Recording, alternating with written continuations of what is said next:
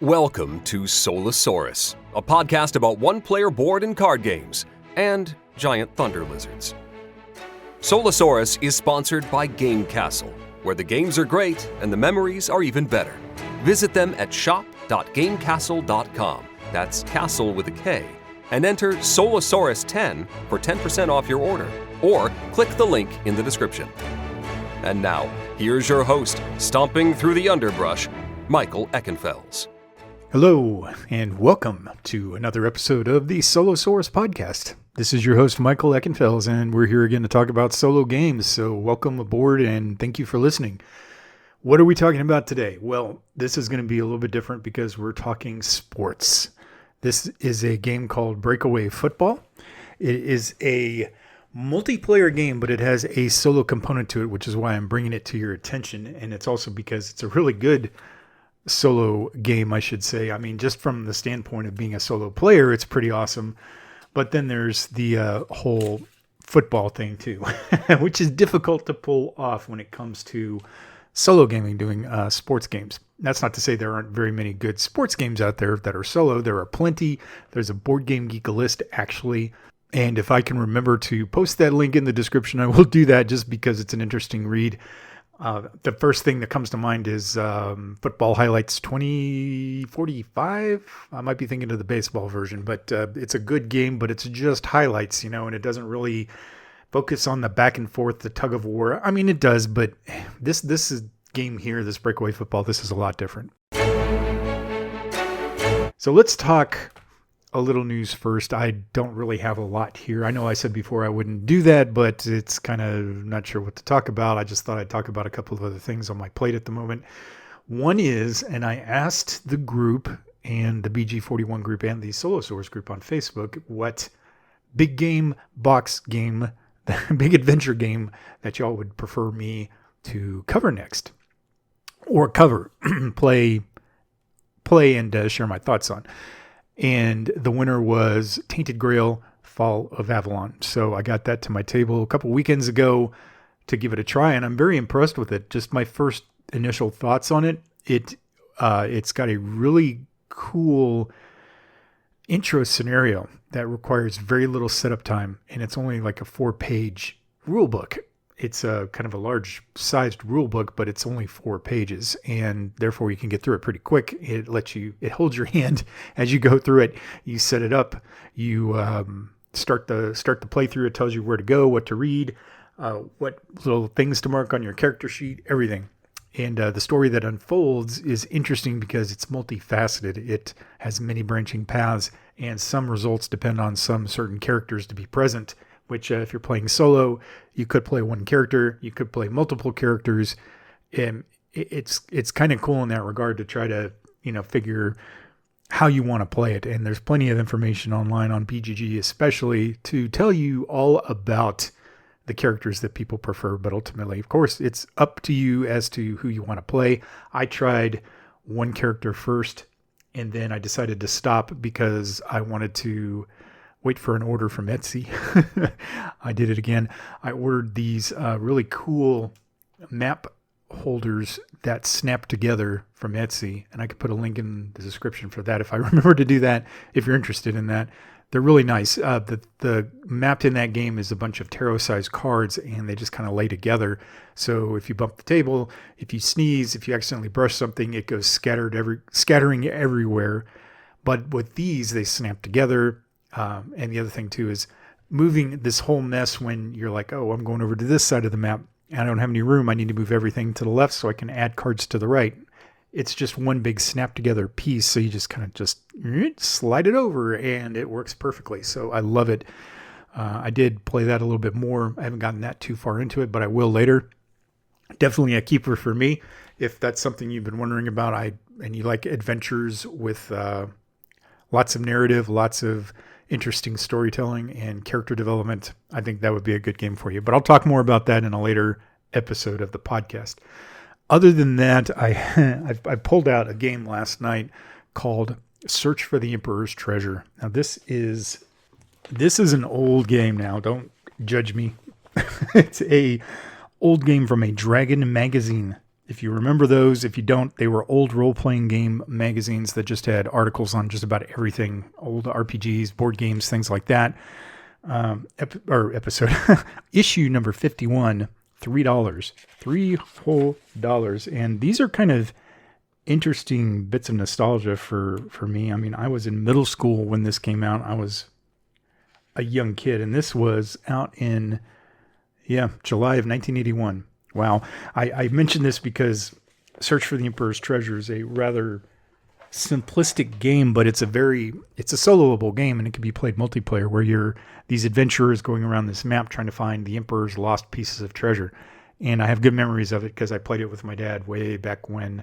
I remember him sitting at the table playing it with me. Now, my dad and my mom were board gamers, but I mean, back then when we got started, I was 6 or 7 years old, and play things like Monopoly or The Inventors, which was a cool game, or Careers. Some of these games were just kind of beyond my capacity at the time, so I didn't get it. I just knew I was playing a game, and I knew generally what the winning conditions were, but I didn't really appreciate it because I couldn't get myself into it like I can these days.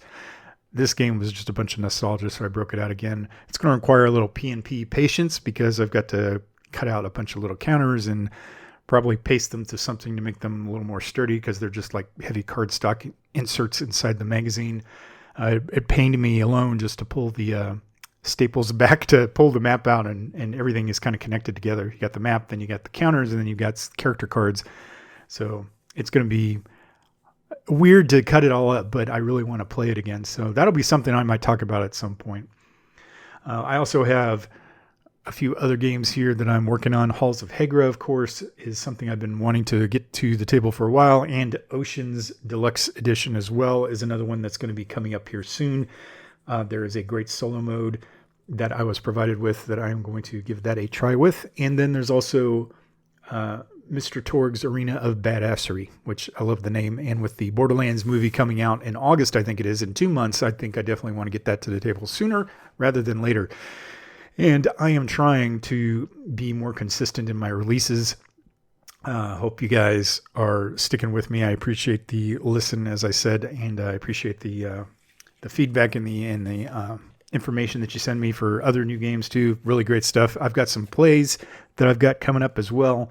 Don't want to spoil those. I've talked about them before, and I've already kind of babbled enough here for news. So let's get into the full review of Breakaway Football. Now, as I said, Breakaway Football is a multiplayer game. You can play up to 4 players, but it has a solo mode to it, and that's what I'm going to speak to. So I'm not going to talk about the multiplayer side. It was kind of funny. I'll talk about that in a little bit because I kind of got that part confused with the solo mode. So I'll talk about that so you don't get lost if that's something that you want to do. Nothing on the designer at all. It was totally on me. The solo mode alone is well worth your time. I think it's I dare to call it meaty. It's very it's substantial. That's probably a better term to use. It's a very substantial part of this game. And of course, any football game, any football board game, 2-player game usually, right? I mean, it always is. And so it's really hard to find a good solo game for sports where you have to call a play and the other side has to call a play. But how does it do that? How does it call a play based on the situation in the game and based on what you're calling and what formations you're showing? Before I go too much further into that, I will talk a little bit about football in general, and I'm talking American football. So apologies to anybody on the other side of the pond who thinks of football as being Premier League football. I do like that myself, but this is American football, and I assume anybody listening to this is already going to be passingly familiar with how football works, but I'll talk a little bit about it here. I don't want to go too far into it because we can go for hours, and there's plenty of other materials on that if you really want to learn how American football works. So the objective here is you've got 2 teams playing against each other. One is on offense, one is on defense generally, and except for kickoffs, of course. Well, even then, they're technically offense and defense, I guess. The objective is for the offense to score points, and the defense's job is to, of course, stop them. If the offense gets a touchdown, which is getting the ball across the goal line at the end of the field, that's 6 points. You're then open to do an extra point, which is a kick through the uprights or the field goal at the end of the field. for 1 extra point, or you can take the option of trying to run another play and trying to cross that ball over the goal line again, and that'll give you another 2 points. There's also a field goal, which you can kick from any point on the field. Technically, though, it's probably going to be a lot easier the closer you are to those uprights. That's worth 3 points, and I believe safeties are worth 2. I've never run into a safety in this game, and honestly, that's slipping my mind at the moment, so apologies. But I know those are the 4 major ways that I just talked about to score. Safety might be a part of this as well. I think it is, because you can lose yardage in this game. Now, the components, I'll talk a little more about them as we go through this, but the components that I'm discussing here, and the game itself actually is a physical copy that was provided to me by the publisher, Uplink Underground Games. The owner, Arthur Franz IV, I'll just call him Arthur going forward. He's a very good guy. He's very knowledgeable, and he's very helpful as well. So if you ever have any questions about the game, I'm sure you could reach out to him directly on his page and ask him any questions you want. He does have some really good YouTube videos too that talk about the game and the AI, the AI pages that you get with the game when you buy it. So I recommend those two. If you listen to me and you're excited about this possibility, go look at it. Go check it out. I'll put links in the description. And again, I'll remember to do that to help you all on your decision-making process, because I can talk about it all day. It's always better to visualize it, I think. So I think you'd enjoy it if you're a football fan. I've played so many football games in the past, such as Status Pro, dice games, as I said, football highlights. None of them ever really scratched the itch, I guess is the best term to use, though I hate using that term. It's just, that feeling that you got to have, that you just got to play a certain game. Or if you're a football fan, I'm not so much anymore. The NFL just annoys me because there's so many ads and so many commercials. I just kind of lost interest over time. It's not to say I don't still occasionally watch, but, playing this is definitely a different experience. You don't have to worry about commercials interrupting you. You just play it at your own pace and have fun. I'm going off topic again. Sorry. The game, as I said, this was a physical hard copy that I received from the publisher directly, and you can buy that on the Game Crafter website. It's thegamecrafter.com, and you just go there and search for Breakaway Football, or you can just Google Breakaway Football and it should come up. The hard copy physical game is $69.99 US, and that sounds expensive, but you get a lot in the box, and honestly, a lot of thought and design and work went into this, so I think it's worth it. I was about to buy it actually, but I reached out to him and said, I'm a reviewer. Would you mind giving me a free copy of this game for review purposes? And he said, sure. And he sent it to me, and I was shocked. I was very happy to be honest. And it's taken me a few months to get to this. Unfortunately, he got this to me before the end of the football season last year. And here it is summertime, and we're about to start a new football season here in a couple of months. And so sorry about taking so long to get to it, but here we are. The base game itself has 4 teams. The good thing about the teams that he creates they're all different. So they all have different formations. Some of them will be the same, because some formations, which are what you get into to run a play, usually some are good for running, some are good for pass plays. Again, I assume you know something about American football, and I don't want to go too far down the rabbit hole in describing how that works. But the formations in one team are going to be different from another generally, or you'll find one that's in one team that's not in another. So there's a variety there that makes the game really good just right out of the box. Also, each team has a special ability. Like one team might be really good at kickoff returns, another might be really good at chewing up the clock, things like that. And these are all possibilities that you can invoke during the game if you wish to do that. Besides these 4, I believe, and I hope I am not getting this wrong, but I believe there's 42 total teams. So there are expansion packs you can buy, which are, I believe, $35, $36 on up to $44, I believe, depending on the team and depending on which one you want to get, which group you want to get. There's actually another one that's a 2-pack that's $24.99. I'm looking at the site right now. Then there's other expansions you can get as well. But let's talk about the teams first. The 4 teams in the box are called the Fire, the Pharaohs, the Maulers, and the Lightning.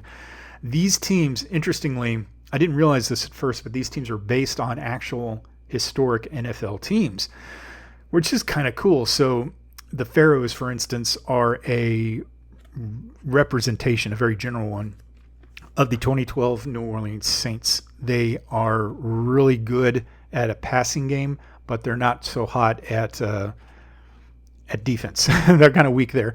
The Maulers are like the 82 Washington, I don't know if I should say Redskins, but they were known as the Redskins back then, so I think it's okay to say that. They are a really good overall team, very tough defense, very good running game, just good all-around offensive power. The Fire and the Lightning are, let's see, well, I'm not sure offhand who they are based on. I had it down here and now I can't find it. Oh, well, sorry about that. There's my my polo voice. Sorry about that. The four teams, though, are pretty cool, and I think you'll probably quickly find your favorite, but the interesting thing is that you can get those expansion packs out there. You can get hard copies, or you can get a print and play version of it if you want to do that instead. And I believe the print and plays are done off of Gumroad. Let me see here. Yes, they are done off of Gumroad. But if you go to Uplink Underground Games, I think if you search for their site, they'll have a link to this as well. So, as I said, the physical copy of the game that I received is $69.99, but you can get a PNP version for $5. So if you're a PNP kind of guy or gal or whoever, go for it, man. So if you're a print and play kind of person, kind of gamer, do it. Go for it. I am not. I would rather pay for it and have somebody do it professionally than have to, not do that. It's just kind of not my thing. Martin was always the good PNP person, for sure. Me, nah, not so much. Anyway, so there's options. So you can do that, or you can even play it on Tabletop Simulator on Steam if you want to do that. You just need to pay for Tabletop Simulator, which I believe is about $20 on Steam. And then you can download Breakaway Football for free. At that point, I can't remember if the solo, I think the solo is part of that. So you can play it there too. You can actually, go and check out the site on Steam if you want to go subscribe to it and ask the publisher any of your questions that you want to. And then you can buy the teams for Tabletop Simulator as save files, and they'll send them to you. And there you go. So that's another option. You have to play it. So now that I've told you everything about how to buy the game, let's go into how it plays. So each team, as I said, has different formations, but they have the same number of cards. So you have these tarot-sized cards, which are really nice and high quality. And you have 15 offensive cards and 10 defensive cards. The interesting thing is when you play, either play multiplayer, which I know just from reading the book, or and when you're playing the AI, when you're on offense and you play an offensive card, you have to discard the card. And that's part of the time management. Once you run out of offensive cards, the quarter is over. So that's how the clock works. Kind of cool. There are timeouts that you can call to, and those have certain effects to deal with card management. So that's a nice little feature in there. Let's talk about how this game plays now, finally, after I've told you all the things about how much it costs and where you can get it from. There's just so many options, which I wanted to make it clear to you right off the bat, because you can get it for good prices in some places, or you can just go all out and get the whole full hard copy of the game, which I recommend because I think it's really good in that regard. But it's up to you, of course, totally. So how does the game play? Each side has 15 offensive cards and 10 defensive cards, and each of these cards on offense has a formation on one side. Generally, I believe they all do, out of the box, have 3 formations on offense, and I believe that's each formation has plays on the opposite side. It just makes it more simple. I know in real life, NFL, college, heck, even Pop Warner probably have many different formations, probably dozens, if not hundreds of different formations, but generally speaking, it boils down to certain ones. Usually there's a really good running formation, there's a really good passing formation, and then there's a really good kind of balanced formation. That's usually how it works in the game, but it depends on the team. Again, some are really focused on runs, some are really focused on passing. So, take it what you will.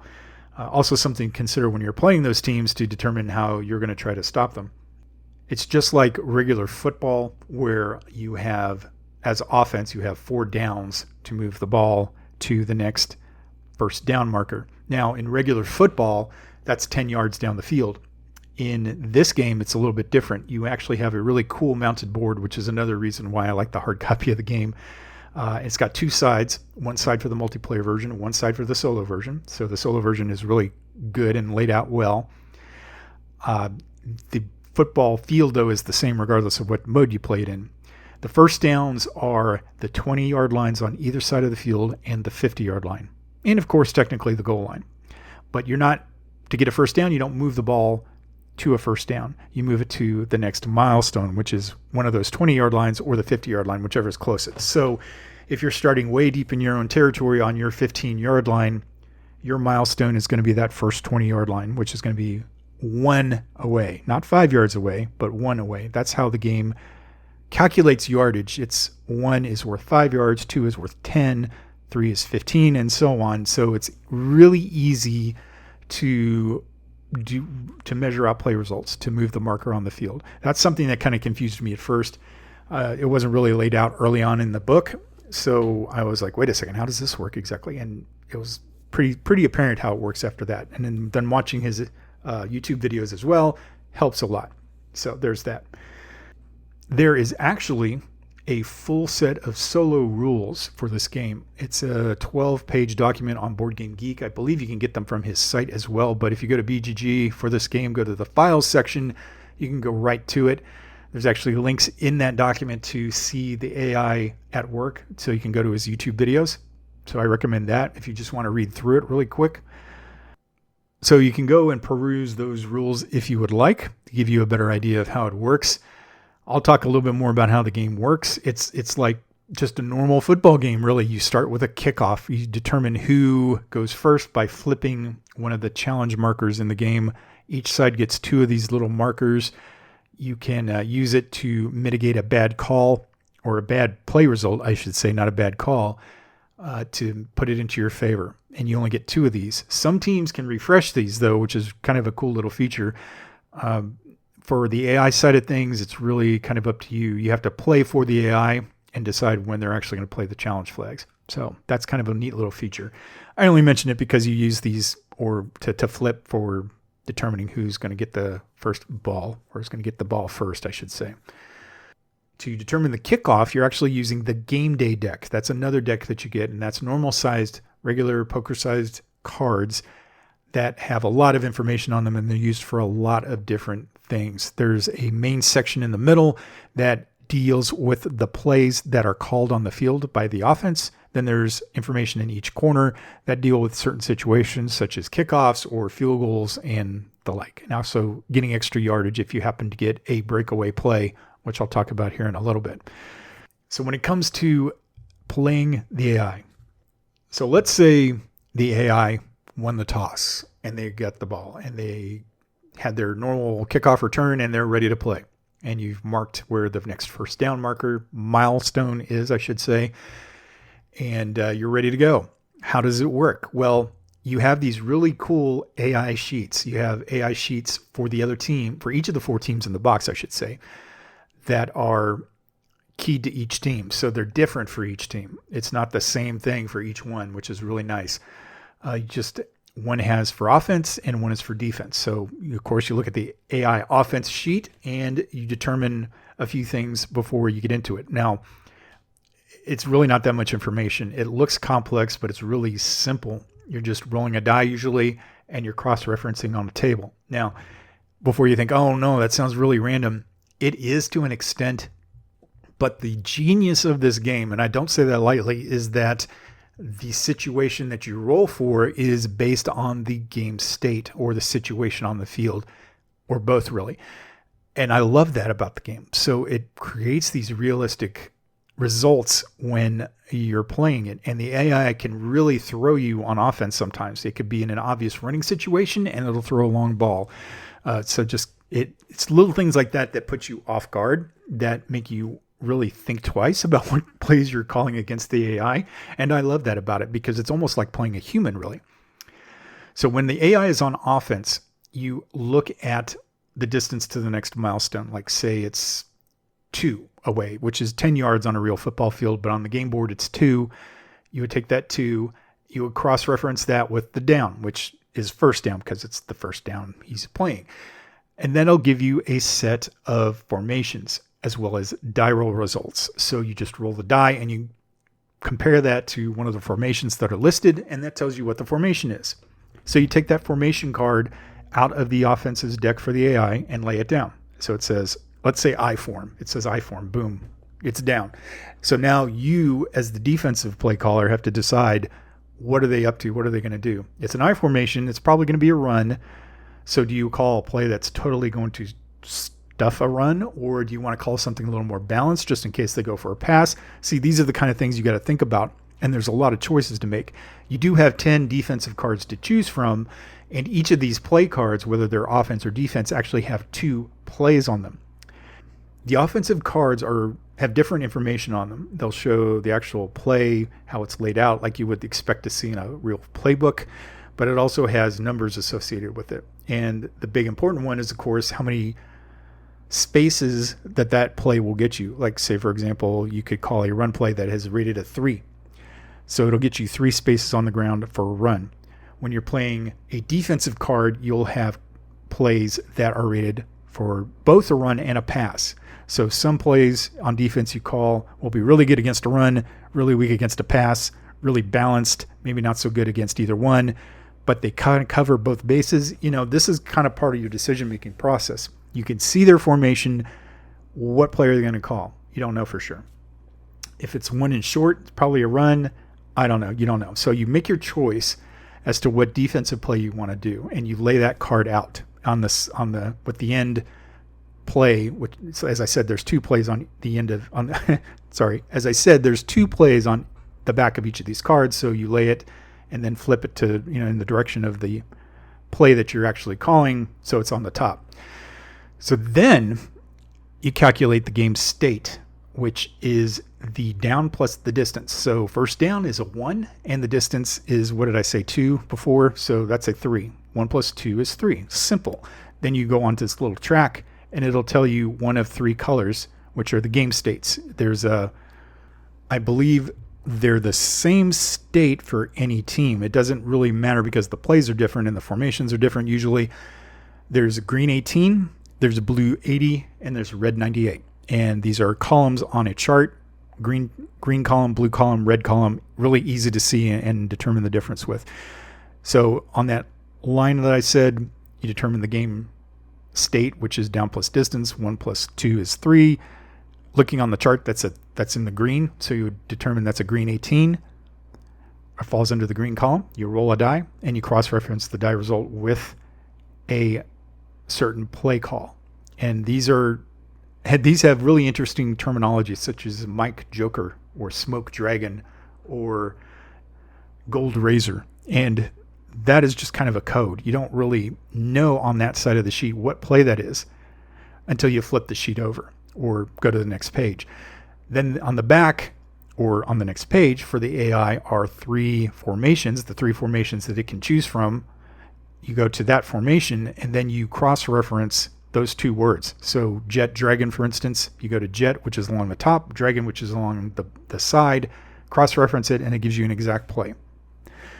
That play you can then pull out of its offensive card list if you want to put it on the table, or you can just look at it and it'll tell you because it's printed on this sheet. You can actually see the numbers, so you can see what the offensive number result is for that offensive team, for that call that it made.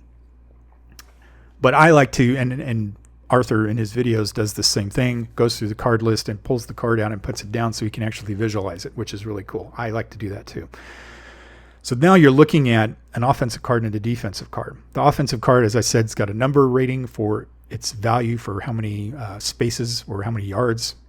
Let's just call it yards that you'll gain, whether it's 1 or 2 or 3 or 4 or however many. Defense is rated similarly against whatever play it was, whether it's a pass or a run.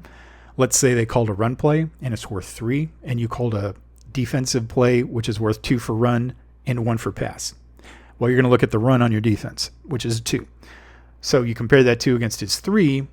His beats you by 1, so that's a gain of 1, which would be 5 yards on a real football field, but on the game board, it's 1 line, basically.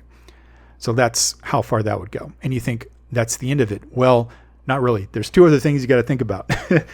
There is the chance of a breakaway play. Now, how does that work? Each play that you call on defense and each play he calls on offense, or vice versa, can key off of each other. So there's some plays that are really good against certain defensive plays and some defensive plays that are really good against some offensive plays, and also some that are really bad against each other. And if you happen to make that call, then something called a breakaway can happen. Ergo, the name of the game, Breakaway Football. And it's one of those dramatic moments in football that you really hope to see for your team.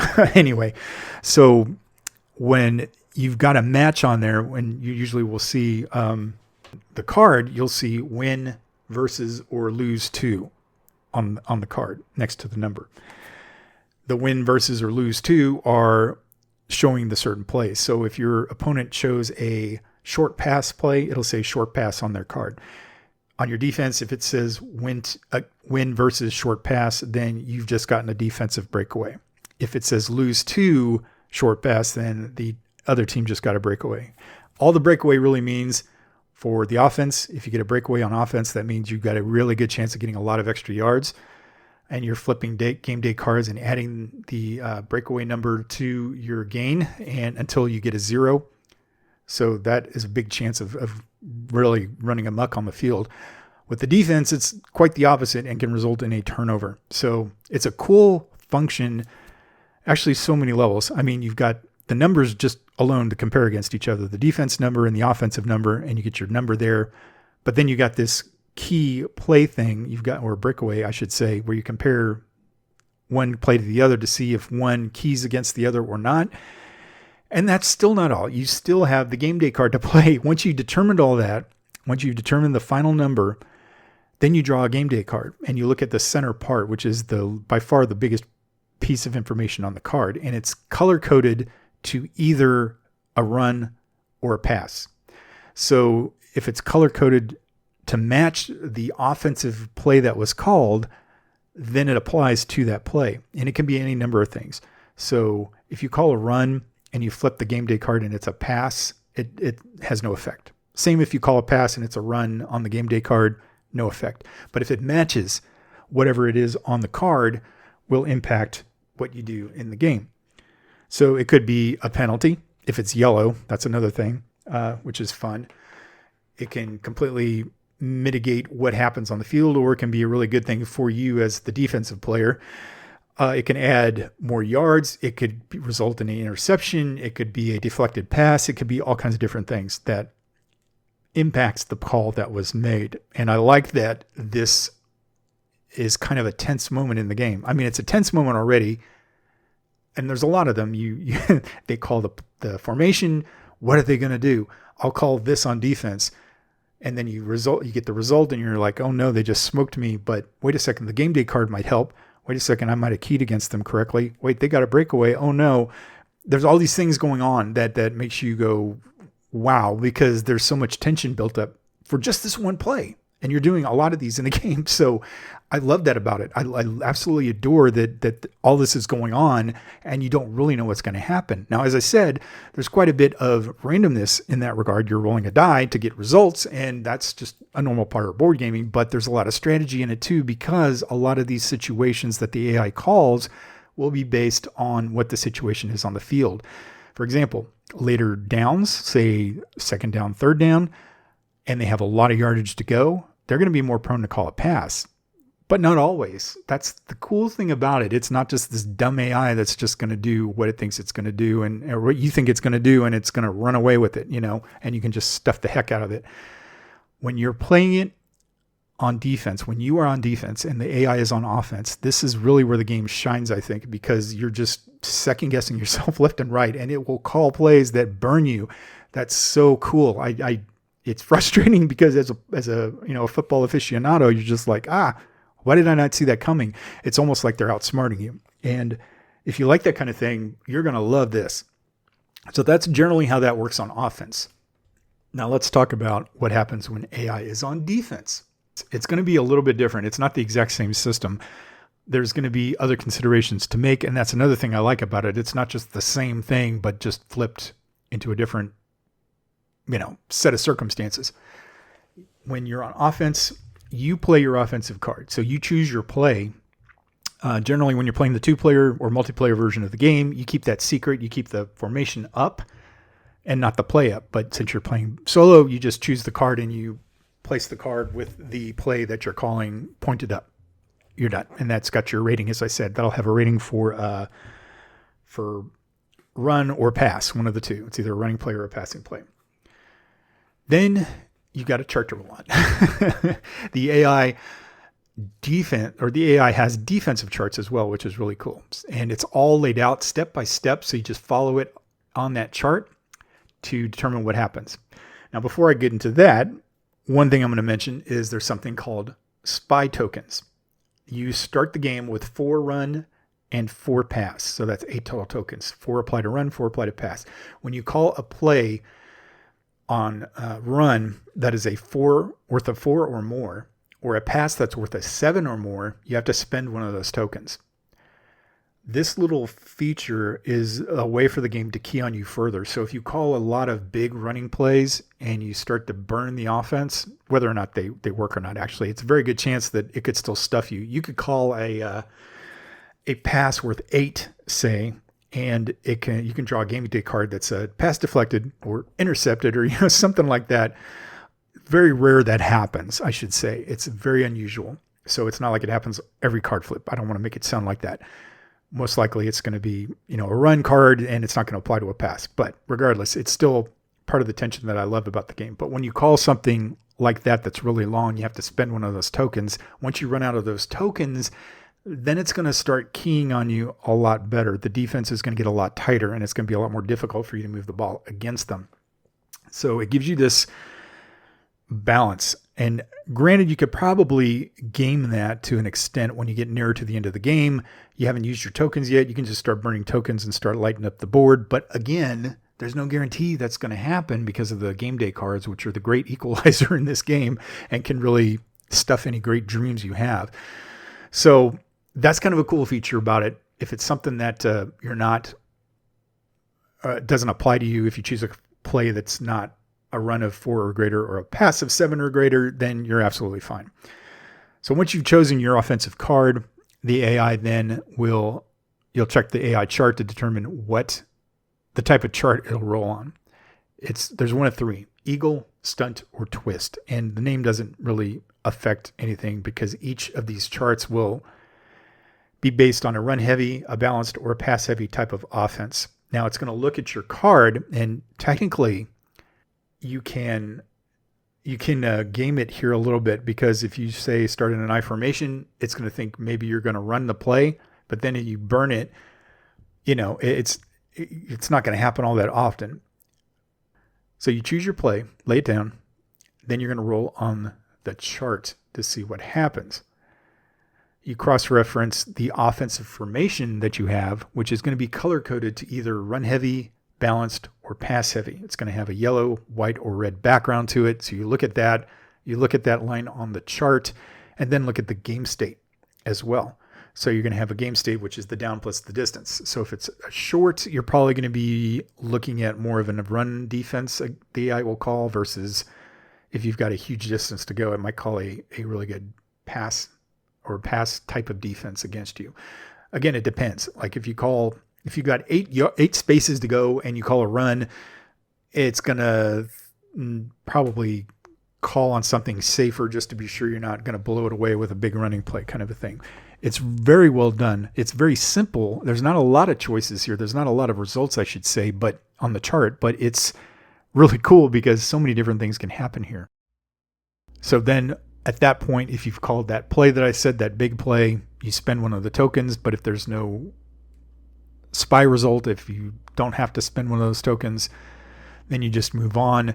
And then you go to the other chart where you're cross-referencing the run heavy, pass heavy, or balanced versus the game state. You roll a die and it'll tell you the exact defensive play that it's calling against you. And again, you can go digging through its cards to find that particular defense if you want to lay it on the board for visualization, or you can just look at it on the chart. It'll actually have the run/pass defense numbers on that play, so you don't have to do that if you don't want to. So there you got your call. You've got your offensive yardage versus the defensive yardage that it's going to take away. You compare the two. Then you see if, your play that you've chosen wins or loses against what the defense chose. And then you choose or you flip your game day card to see what happens there. So it's just a different bit of tension when you're playing the game as opposed to playing defense against it. And as I said, when you call if you're like 1st and 6 and it's obviously a passing situation, but you call an I formation, the game is going to look at that on the charts and it's going to think you're probably going for a run, but it might call it pass defense. It's possible to game it in that regard. It's possible to try to play it like that. Like, for example, if you've got one distance to go and you choose a shotgun formation, which is a really good pass offense, a 1 to go is a really good run opportunity, not really a pass play. You would think that the defense or the AI is going to call a run defense, so you want to try to burn it, but you're in a pass offense, it's going to look at that. It's going to really analyze what you do, and it won't always work out the way you want it to work out, which is kind of funny, actually. You think you're gaming it, and sometimes it works, but then again, as I said, there's the breakaway comparison, seeing if the play you called wins or loses versus what the AI called, and then there's the game day cards, which are, like I said, the great equalizer in the game and will destroy all dreams or will elevate you to godhood status on the football field. It's really kind of cool how that all works out. And that's really all there is to it. It sounds, I don't want to say that's all there is to it. Like that's it. There's nothing more. There's a lot here under the hood just in this offense defense play calling. And I enjoy it. There's very few football games that I've played, including against other players, that have been enjoyable in that regard. What do I call here? I'll call a nickel, which is a pretty good balanced formation on defense against both a run and a pass, and then get burned anyway, or I'll call a blitz and they'll call a run, which is really good against the blitz usually, that kind of thing. It's always stressful for me when I'm playing against a human being and getting second guessed like that. But the AI doing it, it's kind of like, wow, is this thing really watching me? Is this thing really seeing what I'm doing here? This is kind of funny how this works. And it's like, as I said, it's like playing against a human player, and which makes it brilliant as a solo game, just a solo game, not just a sports game, but a solo game. It's one of the best AI systems I've ever seen, and I've played so many of them over the years, as you all know. I'm very, very pleased about this game. I've played several games with each team just to play them all out. I love the Maulers. I love their run power defense. I've always been like that. Even playing Tecmo Bowl back on the NES back in the day, I loved running the ball more than passing. Too many imponderables when you're passing the ball, because the ball could get dropped, it could get deflected, it could get intercepted. When you're running it, it could get fumbled too. But, it's just, for me and my mindset, it's like I prefer running teams. But I played them all. They're all very well balanced, but they all have their strengths and weaknesses too, which is fascinating. And I imagine it would be more fascinating when you're playing against other teams from his expansions. One that I've had my eye on is the expansion team number 3, which I'll just talk about briefly here. Again, these teams are based on historic NFL teams. They don't have those names, but they are based on them with them in mind. So, for example, one of the teams in this expansion pack is called the Sharks, which are the Miami Dolphins from 1984. And that is one of my favorite all-time teams, is the Miami Dolphins from the mid-'80s. I mean, Dan Marino and the Marx brothers on receiving, great teams, great matchup, great quarterback, great receivers, but not much of a running game and not much of a defense. And that this team reflects that. I'll just read the paragraph for it really quick here. Inspired by the 1984 Dolphins, the Sharks feature elite receivers and a quick-release quarterback. The offense is a scoring machine that can extend normal plays into big yards without a breakaway. The defense is average at best, but degrades throughout the game to become one of the most challenging units to utilize. The Sharks are at their best when they force turnovers on defense and then strike quickly on offense. That sounds like the Dolphins from '84. They're all different. The other expansion teams in this particular pack are the Privateers, inspired by the 2002 Tampa Bay Buccaneers, the Minotaurs, inspired by the Bills dynasty of the 1990s, and then the Cardiacs, inspired by the 1979 to 1980 era Browns. So there's other packs, and just looking at them, you can kind of tell who the teams are in the NFL, but not always. You can, as I said, buy these expansion packs, hard copies, or you can do the PNP version if you wish, or you can get it on Tabletop Simulator 2. There's one other thing, too, about the game that I forgot to mention. I talked about it briefly, kind of mentioned it about the clock management aspect. So, as I said, 15 offensive cards for you, 15 for the other team. As you call offensive cards, you have to discard them. Defensive cards, you do not discard. You keep them back in your pile. So you still have this pile of defensive cards to choose from. Technically 20 plays, 10 cards, 2 plays on each card. And on offense, you have 30 plays, 2 plays on each card, 15 cards. So when you're playing on offense, you have to discard a card once you use it. So you're not only losing the play for that quarter anyway that you played, you're also losing the one on the other side of the card. So there's that.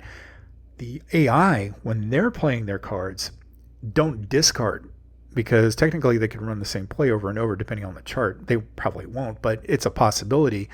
So what happens is once you get through an entire series, which is the AI playing through its entire turn on offense, whether it scores or has to punt or scores a field goal or whatever, you then take a look at how many cards they played. So I still, and I think the designer does this too, discard their offensive cards, but you can always go back into the pile and call them back.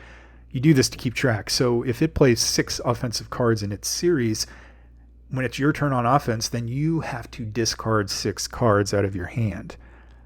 Kind of a cool little feature. So this is how the clock works. Once you play your last offensive card as the human player, the quarter's over.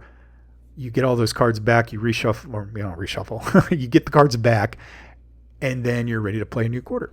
And that's how it goes through all 4 quarters of play.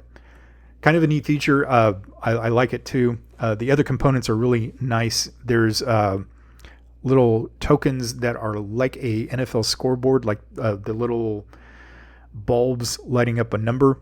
So they're dots, yellow dots on a black background. So you got 0, 1, 2, etc. They fit on this nice scoreboard that's on the mounted board that you get. There's a die that's included. There's the challenge flags. There's a first down marker. There's a little flag as well if you want to use that. And then there's chits that I used. I don't think they came with the game. I just had these little colored chits that I would use for the spy, for the run and the pass spy discards. And as I said, very pleased with the components. I love the size of the play cards. As I said, tarot sized, brilliant choice.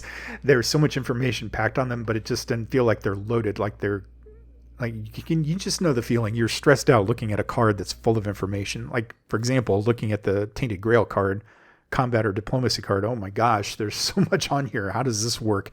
Eventually it's clear. On here, kind of the same thing. There's not a lot of info, but it's really clear almost immediately, especially when you're familiar with American football, what you're looking at. So that's really cool. Other expansions I wanted to mention. He just came out, I think it came out this past week. I could be wrong, but there was a team designer. So you can go in and create your own teams if you want to do that. There's also a red zone expansion, which I really want to get because it's a way of you being able to simulate an entire season with the other teams. So you can technically buy, well, you need to have the core box. You need to buy the core box to play the game. But then the red zone expansion lets you play an entire season. So you could say take the Maulers out of the main box and play an entire season with them against other teams, I think, versus simulating them in red zone. So I think maybe you need to have the expansions to actually physically play against them. I imagine you do, because that doesn't make sense to just play against them in the red zone. You need to have the physical expansion to actually play the other teams, if you want to play teams other than the other 3 that are in the box anyway. But the red zone is cool because you don't actually have to own those teams, I don't think, in order to play them against each other. You'd have to look at it to be sure, but I want to own all the teams myself. But it's a nice little thing where you can just go in and simulate games in 15 minutes. It's still a game in and of itself. It's not like you're just rolling on a couple of tables and boom, you're done. There's something to it. So that's kind of cool. They also sell a league-sized upgrade box, which I assume is something that will fit all of the components in there. And then there's even a weather expansion as well. So you can have rain, you can have snow. There's just a lot to this. There's so many expansions, and you might think, oh, that sounds expensive. But as I said, you can get these print and play for a fraction of the cost, or you can even get them on Tabletop Simulator if that's more of your bag. So, those are options at least. And I would think too, maybe I could probably do a P&P of something to save myself a little bit of money, or just do it on Tabletop Simulator. There's that too. So let's talk Stomp of Approval. I have gushed over this game for the last 50 or so minutes, and I think you know what's coming. I am going to give this a stamp of approval wholeheartedly. I think that, as I said, it's a brilliant solo game. Just solo alone, it's a brilliant game. Football, that's not everybody's cup of tea. I get it. But even if you're not a huge football fan, if you're just kind of about it, I think you'd have fun with this just because of the solo experience is just amazing. It really, I think, deserves a stamp of approval in this regard. And you know me, I don't give this award out lightly. I think I've given it out once before. So, that's something I already told the owner about. I think might include the Solosaurus stamp of approval on his future prints. So that's awesome if he does that. But I mean, the award is there to give to somebody who I think has created a fantastic product. And this is definitely one of them. Breakaway Football by Uplink Underground Games. Check it out on the Game Crafter. Check it out on YouTube. Check it out on the Uplink Underground site. Again, I'll include links in the description for this episode for you to check out more. I think it helps to see it. Even seeing the Tabletop Simulator videos, I think is worth it to just see how the game plays, because that's what sold me on it. At first, when I saw it, I thought, this is interesting, but I bet it stinks because honestly, I've never found a good solo football game. But the more I watched it, the more I bought into it and the more I loved it. And that's where I reached out to him to get this physical copy of the game. So I'm eternally grateful because this thing is staying in my collection forever. I feel like I could break this out at any time just to play a really quick game. So much fun, very enjoyable, definite stamp of approval. So that, everyone, is it for this episode of the Solosaurus podcast. I thank you for listening. I invite you to talk with me and other Solosaurus fans on the Solosaurus Facebook page. If you wish, you can hit me up or send me messages or text me. You can write me emails, I should say, at solosauruspodcast@gmail.com if you're interested in telling me about your new favorite game or something you think I should cover for the show. I've got quite a list on hold right now, so just FYI, if you do that, it might be a while before I can get to it. But I'm getting better at this. I think I'm getting more consistent with my releases, and I hope you guys are sticking with me through all of this as well. You can reach out to me on BGG if you would like a Solosaurus badge. I was gifted a great deal of Geek Gold to do that, so please, by all means, I am more than happy to gift you the 8 or so Geek Gold, I think it is, to buy a Solosaurus badge. You can get me at username TextScripter, that's TEXSCRIPTER on BGG, and I would be glad to send you that Geek Gold gift to do that. I also am trying my best to stick up with Instagram. I've got my little stitched Solosaurus mascot that I include in my pictures every so often. I got him off of Etsy from a really good seller. That's a fantastic little addition. I'm not doing it as often as I would like to, but I am at least doing pictures every so often, so that's good. Again, thank you for listening. I appreciate you guys. And one final note, please go over to Game Castle with a K, and check them out if you're interested in ordering board games, because you can get a 10% discount using a Solosaurus 10 code. That's all one phrase, Solosaurus 10. You get 10% off. I get a little taste. It goes right to the podcast to help pay the bills for things. and keeps us going. So, show some support for the channel if you don't mind. Show some love. I would love it. If you're on if you're on YouTube, then please subscribe, like this video, share it out if you don't mind with all of your football-loving friends or anybody else who loves solo games. I appreciate you all. Again, thank you for listening, and I will see you and talk to you in the next episode.